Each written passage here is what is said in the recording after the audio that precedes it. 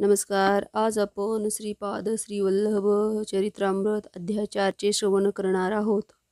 कुरोपुरला वासांबिकेचे दर्शन. श्री पळणीस्वामीच्या आज्ञेनुसार आम्ही तिघे ध्यानाला बसलो. त्याआधी पळणीस्वामी म्हणाले, बेटा माधवा, वत्सा, शंकरा, आपण तिघेही आता ध्यानाला बसू. ध्यानात जो अनुभव येईल त्यावर चर्चा करावी अशी श्रीवल्लभांची आज्ञा आहे. याचा अर्थ भविष्यात आपल्याला काहीतरी विशेष आध्यात्मिक अनुभव येणार असतील. याचा दिवस शुभयोगांनी युक्त असलेला उत्तम दिवस आहे. 25/5/1336 व आपल्या जीवनात मोठा वैशिष्ट्यपूर्ण दिवस आहे. मी आज स्थूल शरीराला इथेच सोडून सूक्ष्म रूपाने कुरोपुरला जाणार. एकाच वेळी सूक्ष्म रूपाने 4-5 ठिकाणी जाऊन विहार करणे ही माझी सहज क्रीडा आहे. आता आपण श्रीपादाचे ध्यान करू. श्रीपादाची आज्ञा होताच मी सूक्ष्म रूपाने कुरोपुरला जाईन. स्वामी अनुग्रहाची सुलभता. पळणीस्वामीचे बोलणे ऐकून मी त्यांना विचारले, स्वामी, माधवाने सूक्ष्म रूपाने श्रीपादांचे दिव्य दर्शन घेतले. तुमचाच सूक्ष्म रूपाने श्रीवल्लभांशी संबंध येतो. मी मात्र त्यांचे नावच ऐकले आहे, त्यांचे रूपही बघितलेले नाही. तेव्हा मी श्रीपादांचे ध्यान कसे करू? पळणीस्वामी हसत म्हणाले, श्रीपादावर भक्ती असली की सर्व काही सिद्ध होते. कासव ही दुरूनच आपल्या विचार तरंगांनी आपल्या पिल्लांचे रक्षण करते. मांजर पिल्लांना तोंडात धरून त्यांचे रक्षण करते. तसेच श्रीपाद आपल्या भक्तांचे कर्माप्रमाणे व मर्जराप्रमाणे रक्षण करतात. काही काळ साधना झाल्यानंतर मर्कट किशोर न्यायाने भक्तीचे पालन होत असते. याचा अर्थ परिपक्वता येताच माकडाच्या पिलाप्रमाणे भक्तांनाच गुरुला धरून ठेवावे लागते. त्यानंतर साधना वृद्धी होऊन परिपक्व झाले की मासे व त्यांचे पिल्ले जशी स्वतंत्रपणे वावरतात, मोठा मासा पुढे, पिल्ले मागे, तसे भक्त गुरूंच्या मागे वावरतात. तू ध्यानाला बसल्यानंतर तेच तुला दर्शन देतील. श्रीवल्लभ भविष्यांचा काही प्रमुख निर्णय घेणार असतील म्हणून त्यांनी मला सूक्ष्म रूपाने कुरोपुरला बोलवले असेल. काहीतरी उत्तम घटना घडणार असतील असे सांगून ते ध्यानस्थ झाले. मी व माधव पण ध्यानाला बसलो. आम्ही सुमारे 10 घटका ध्यानस्थ होतो. एकाच वेळी आमचे ध्यान संपले. ध्यानानंतर पळणीस्वामी फारच उत्तेजित दिसले. मी व माधव त्यांना त्यांच्या ध्यानात आलेले अनुभव सांगण्याची प्रार्थना करू लागलो. मंद स्मित करीत ते सांगू लागले. शिवशरमांची गाथा. श्रीपाद वल्लभांचे चिंतनाचे फळ. या कलियुगातील लोक मोठे भाग्यवान. कुरोपूर हे छोटेसे बेट आहे. तेथे श्रीपादांचे महात्म्य जाणणारे एक वेदज्ञ ब्राह्मण राहत. त्यांचे नाव शिवशर्मा व त्यांच्या बायकोंचे नाव अंबिका. कुरोपूर गावात राहणारे ते एकच ब्राह्मण कुटुंब. ते यजुर्वेदी असून त्यांचे गोत्र कश्यप होते. उपजीविकेसाठी शिवशर्मा नदी ओलांडून पलीकडच्या काठी जात व ब्राह्मणोचित गावातले कार्य करून पुन्हा बेटावर येत. त्यांची संताने अल्पायुष्य असायची. त्यातूनच एक मुलगा कसाबसा वाचला, तर तोही नेमका मंदबुद्धीचा होता. मुलाच्या चिंतेने ते कृश होऊ लागले. एके दिवशी श्रीपादासमोर वेदपठन केल्यानंतर ते उदासपणे उभे होते. त्यांच्या मनातले भाव जाणून श्रीपाद मंदस्मित करीत म्हणाले, शिवशर्मा, इतर गोष्टी विसरून निरंतर माझे ध्यान करणाऱ्याचा मी गुलाम असतो. तुझी व्यथा व इच्छा मला सांग. शिवशर्मा म्हणाले, स्वामी, माझा मुलगा माझ्याही पेक्षा महान पंडित व विद्वान होईल अशी माझी अपेक्षा होती, पण तो मंद व जड बुद्धीचा आहे. तुम्ही घटिकांचे अघटित करण्यास समर्थ आहात. त्यांना पंडित व विद्वान बनविणे तुम्हाला अशक्य नाही. यावर तुमची इच्छा. श्रीपाद म्हणाले, बेटा, कुणालाही त्याचे प्रारब्ध कर्म सुटत नाही. सृष्टी आपल्या अनुल्लंघनीय नियतीप्रमाणे चालत असते. स्त्रियांना पूजेचे फळ म्हणून पती मिळतो. दान केले असता संतती मिळते. दान मात्र सतत करावे. दान घेणारा नसेल तर अनिष्ट संभवते. सद्बुद्धी नसणाऱ्याला अन्नदान केले तर त्याच्या पापी कर्मातील पापी अंश अन्नदात्याकडे येतो. दान अहंकाररहित होऊन करावे, तेव्हाच त्याचे चांगले फळ मिळते. पूर्वजन्मी कर्मदोषामुळे तुझा मुलगा मंदबुद्धीचा आहे. तुम्हाला अल्पायुष्यी पुत्र नको होता, तुम्हाला पूर्ण आयुष्यी पुत्र हवा होता, तो मिळाला. त्याचे पूर्वजन्म पाप नाहीसे करून त्याला विद्वान पंडित करावयास कर्मसूत्रानुसार तुला माझे उरलेले आयुष्य त्याला द्यावे लागेल. वृद्धाश्रमाकडे झुकलेले शिवशर्मा आपले उरलेले आयुष्य देण्यास तात्काळ तयार झाले. ते म्हणाले, स्वामी, माझा मुलगा बृहस्पतीप्रमाणे विद्वान वक्ता व्हावा हीच माझी इच्छा आहे. याप्रमाणे मला काय हवे? श्रीपाद म्हणाले, ठीक आहे, काही दिवसातच तू मृत्यू पावशील. मृत्यूनंतर तू सूक्ष्म देहाने दिशीला नगरीत शिर्डीत निंबवृक्षाच्या तळाशी असलेल्या भूगर्भात तपश्चर्या करशील. काही काळानंतर पुण्यभूमी असलेल्या महाराष्ट्र देशात जन्म घेशील. मात्र ही गोष्ट तू तुझ्या पत्नीला देखील सांगू नकोस. श्रीपाद व श्रीवल्लभांच्या भावी जन्माचा निश्चय आविष्कार.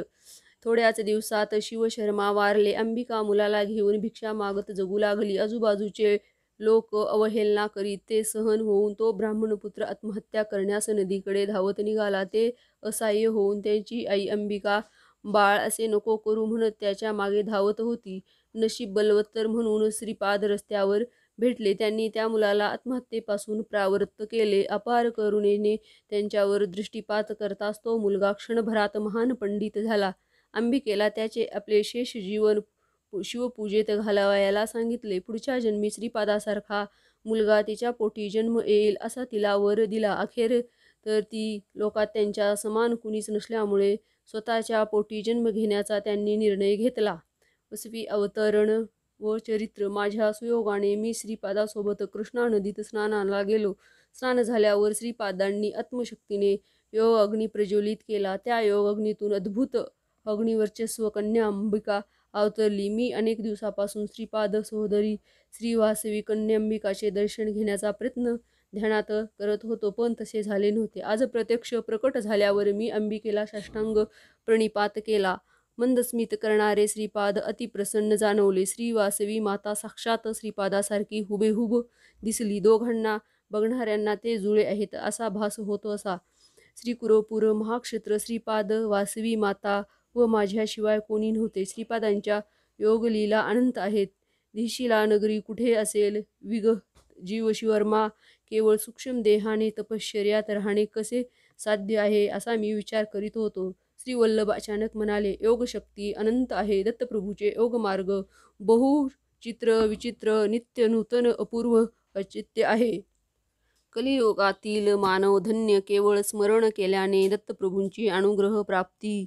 युग बदल मध्ये मानव हा अल्पशक्तिमंत असतो, म्हणून परात्व ऋषीश्वरांच्या इच्छेनुसार खालच्या पातळीपर्यंत उतरले. शरीरधारी होऊन प्रभूचे अवतरण होते. हे संपूर्ण अनुग्रह सूचक आहे. अशा प्रकारे प्रभुत्व खालच्या पातळीत उतरल्यामुळे थोड्या परिश्रमामुळे मानव उत्तम फल प्राप्ती करू शकतो. म्हणूनच कलियुगातील मानव धन्य व भाग्यवान आहेत, कारण त्यांना थोड्या प्रयत्नातच प्रभू सानिध्याचे सुख प्राप्त होते. केवळ स्मरण करताच त्यांना दत्तप्रभूचा अनुग्रह लाभतो. माणसाला पतित होण्यास जितका वेळ लागतो त्याच्या दुप्पट वेळ अनुग्रह लाभण्यास लागतो. हे परम सत्य आहे. स्मरण, अर्चन, कीर्तन अशा नवविध भक्तीने त्यांना श्रीप्रभूचे सानिध्य लाभते. अनन्य भावे शरण आलेल्या भक्ताचे सारे पापकर्म, दोषयुक्त विषयवासना, वाईट संस्कार सर्व श्रीपाद प्रभूच्या चैतन्यात मिसळून जातात व श्रीपादांच्या दर्शनापासून श्रेयोदायक शुभ स्पंदने शरणागत भक्तांमध्ये परिवर्तित होतात.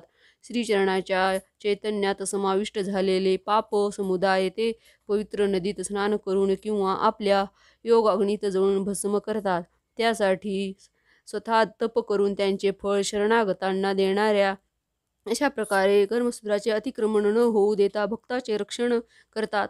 दरक्षणी आपल्या भक्ताचे कर्म ध्वंस करण्यासाठी उग्र रूपात वावरत विमुक्तांचा प्रसाद देतात. म्हणून पादुकांना शरण येणारे भक्त नकळतच कर्मबंध विमुक्त होतात. अशा प्रकारे पळणी स्वामी सर्व सांगितल्यावर मी माझ्या मनातल्या शंका धीट करून विचारल्या, स्वामी, साडेसाती वगैरे परमेश्वरालाही भोगाव्याच लागतात. ही ग्रहबाधा श्रीगुरु कशा प्रकारे टाळतात हे कृपा करून सांगावे. बेटा शंकरा, खगोलातील ग्रहाचे जीवताशी मित्रत्व अथवा शत्रुत्व नसते. मानव जन्माच्या वेळी प्रारब्ध कर्मानुसार तशा ग्रहदशेमध्ये जन्म घेतो. त्या त्या ग्रहांना अनुसरून त्याला शुभ अशुभ फळे मिळतात व तो तशी कर्मे भोगीत असतो. अशुभ ग्रहाच्या दोष निवारणार्थ मंत्र, तंत्र, यंत्र योजून फायदा झाला नाही तर जप, तप, होम यांचा आश्रय घ्यावा. तेही करून ग्रहबाधा झाली तर त्या अवयवाचे दुखणे सुरू होते. महर्षी विश्वकल्याणासाठी अनेक प्रकारचे यज्ञ करीत असतात. त्याचे तपफल मानवी कल्याणासाठी देत असतात. त्यामुळे विश्वात उत्पत्त होणारी अनिष्ट स्पंदने माणसांना न सतावता जिथे उत्पन्न झाली त्या मूळ बिंदूतच नाहीशी होतात. तसेच माणसाने जप तप केले तरी या अनिष्ट स्पंदनाची तीव्रता कमी होते. थोडक्यात सांगायचे म्हणजे थोडेसे पुण्य कार्य केल्याने विशेष शुभफळ मिळणे यालाच अनुग्रह म्हणतात. बेटा, क्रियायोग सिद्धांताप्रमाणे सृष्टी स्थिल लय अनुग्रह विवरण तुला सांगितले. आता तू तुझ्या ध्यानात असताना काय बघितलेस ते सांगून त्याचे स्पष्टीकरण मी करत आहे. तू ज्या मुस्लिम साधूला ध्यानस्थ बघितलेस ते भविष्यात श्रीपाद श्रीवल्लभांच्या शक्तीचाच विशेष प्रकार प्रसारित करतील. तू निंबवृक्षाखाली भूगर्भात तेवणारे 4 नंदादीप बघितलेस. हा असाधारण योग आहे. श्रीपाद श्रीवल्लभांनी काही विशिष्ट उद्देशाने तुला तो अनुभव दिला असेल. त्यांचे मर्म त्यांनाच माहीत. त्यांची लीला अगाध आहे. त्यात फार गूढ प्रयोजन असते. इतकेच नव्हे तर कुणाला न समजणारे ते दैवी रहस्य आपण असू शकते. हे एवढेच सांगण्यास त्यांची अनुमती होती. त्याप्रमाणे मी हे वर्णन केले आहे. समस्त सृष्टी श्रीपादांच्या नजरेत फिरत असते. त्यांच्यासारखे तेच इतर कोणत्याही स्पष्टीकरण मापदंडाच्या कक्षेत न येणारा हा विषय आहे. विश्वनीयतेच्या विभूती योगसिद्धी अमय असतात. पळणीस्वामींचे स्पष्टीकरण ऐकून मी आनंद विभोर झालो. उडुपी क्षेत्रातून निघाल्यापासून कुरोपूरला पोहोचेपर्यंत अनेक विचित्र विचित्र घटना घडत आहेत. हे सगळे अनुभव गृहस्थ करावे त्यासाठी गुरूंची अनुमती मिळावी. श्रीपाद श्रीवल्लभांच्या दर्शनानंतर त्यांच्या चरणापाशी याविषयी प्रार्थना करावी असे मला वाटू लागले. श्री पळणीस्वामींनी माझ्या मनातले भाव अचूक ओळखले. ते म्हणाले, तुझ्या मनातले भाव मला कळाले.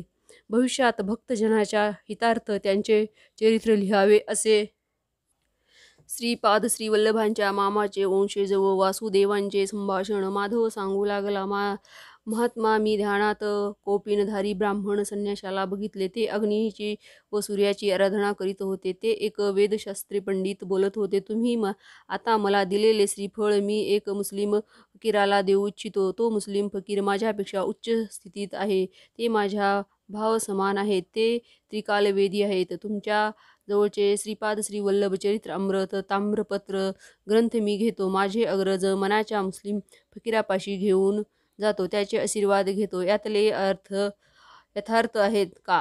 यामध्ये थोडी संकल्पना आहे का? कितपत सत्य कितपत असत्य याबाबत निर्णय केल्यावर त्यावर ग्रंथ लिहिणार आहे असे म्हणाले. वेदपंडित म्हणाले, अहो, मी दिलेले श्रीफळ तुम्ही त्या फकीराला देऊ शकत नाही. तुमचा प्रयत्न फोल ठरणार. श्रीपाद वल्लभांच्या संकल्पनेने चरित्रामृत ग्रंथ लिहून झालेला आहे. हा श्रीपाद श्रीवल्लभ चरित्रामृत ग्रंथ महापुरुष ऋषी देवता महापवित्र मानतात. श्रीपाद प्रभूंच्या आज्ञेप्रमाणे हा ग्रंथ लिहिल्यामुळे त्यातले काही अक्षर बदलण्याचे स्वातंत्र्य कोणालाही नाही. अनेक पिढ्यापासून हा ग्रंथ आमच्याकडे आहे. जीर्णप्रत गंगा अर्पण करण्याची आज्ञा श्रीपादांचीच आहे. अनेक पिढ्यापासून आम्ही तो जपत आलो. श्रीपादांच्या आज्ञेविना कोणीही महान लोकांना या ग्रंथाविषयी आम्ही कळवणार नाही. तुम्ही त्यातले काही भाग बदलण्याचा प्रयत्नात आहात. या ग्रंथावर हात ठेवले की श्रीपादांच्या चरणस्पर्शाची अनुभूती होणारे वंशज आम्ही आहोत. तुम्ही श्रीपादापेक्षा महान असाल तर तुमची आज्ञा शिरोधर्यात. तुम्ही संन्यास वेशधारी, आम्ही ग्रस्त. तुमचे न ऐकण्याचे साहस आम्ही करू शकत नाही. तुम्ही हे श्रीफळ दिशीला नगरीत पोहोचवू शकल्यास तो ताम्रपत्र ग्रंथ प्रत तुम्हाला सोपवून मी यज्ञोपवित्याग करून स्वतःचा चांडाल म्हणून घोषित करीन. तुम्ही सांगितलेल्या फकीराला नंदादीपविषयी माहीत असल्याचे सांगत आहात. ते दिशीला नगरीत काही काळीनी धीरनगरी होणार असे सांगत आहात. आमच्या वंशात एका अवधूतांनी दत्तात्रेयाच्या अंश अवताराला औरंगाबादमध्ये पाहिले. त्याला दिशीला नगरी घेऊन जाणार असे इतक्यातच सांगितले होते. तुम्ही पिटिकापूर येथे जाऊन तेथे श्रीपादांच्या पादुकाची प्रतिष्ठापना करू शकणार नाहीत.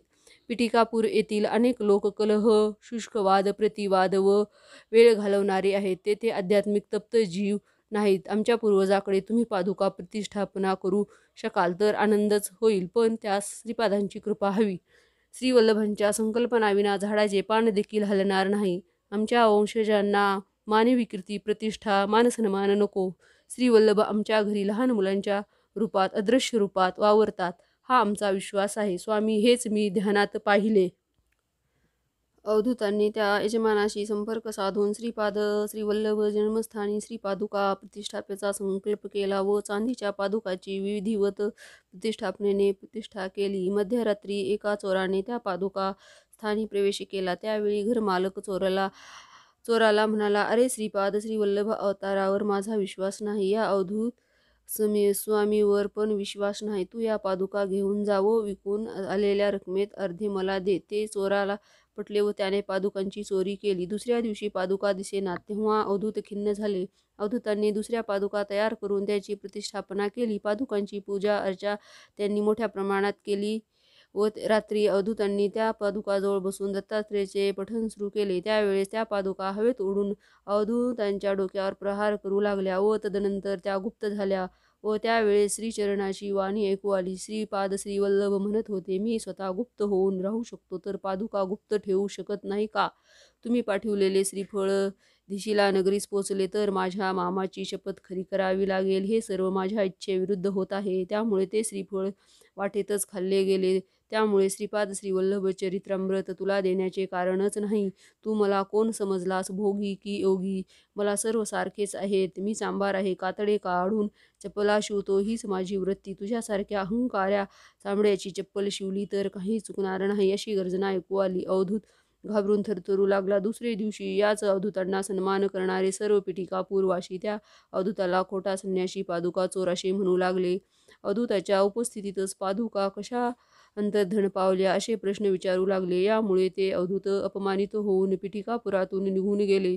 ही पुढे होणारी घटना आहे असे पळणीस्वामी म्हणाले. पळणीस्वामी पुढे म्हणाले, "बेटा, श्रीपादांच्या चरित्रात विश्वास न बसणाऱ्या लीला असतात.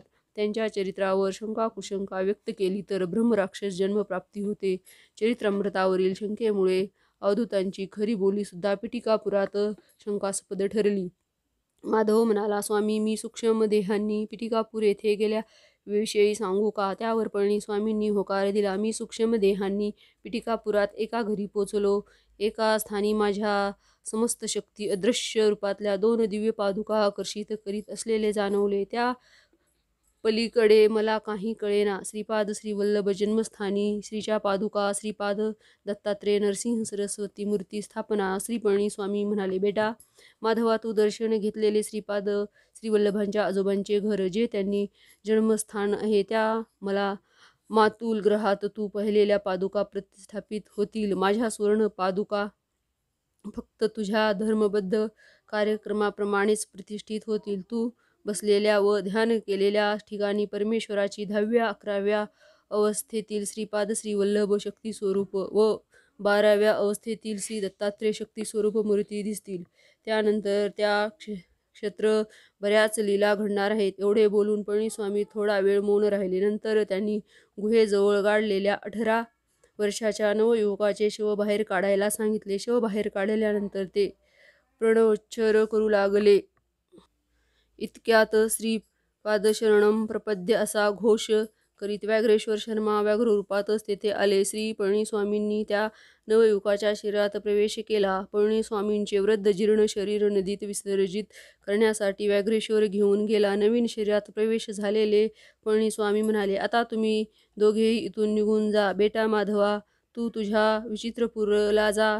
तू सूक्ष्मरूपाने पिटिकापुरम पुण्यवंताचे दर्शन घेतलेस. या जन्मातले तुला इतकेच पुरे. बेटा शंकरा, तू पुण्यवंताचे दर्शन घेतलेस. या जन्मापुरते तुला इतके पुरे. बेटा शंकरा, तू तिरुपती पुण्यक्षेत्री जा. तुम्हाला श्रीपाद श्रीवल्लभांच्या अनुग्रहाचा लाभ मिळो." त्यांचा आशीर्वाद घेऊन माधव विचित्रपुराकडे व मी तिरुपतीकडे निघालो. खरोखर श्रीपादांच्या लीला अनंत आहेत. हेच खरे. धन्यवाद. इथेच आपला आज श्रीपाद श्रीवल्लभ चरित्रामृत 4 समाप्त होत आहे.